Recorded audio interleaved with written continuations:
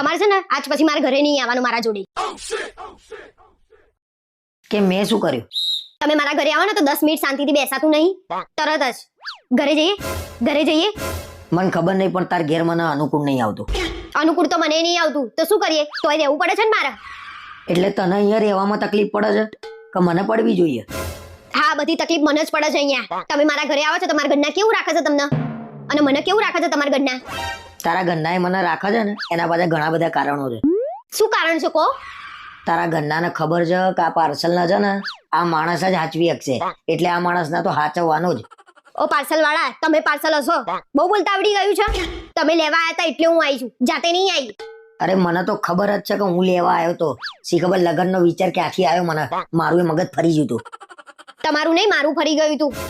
તમે મોટી મોટી વાતો કરીને લાયા હતા, ખિસ્સા ખાલી ને વાતો ભરેલી. બધા લગન કર્યા પછી જ કેમ સલાહ આલે છે કે લગન ના કરાય?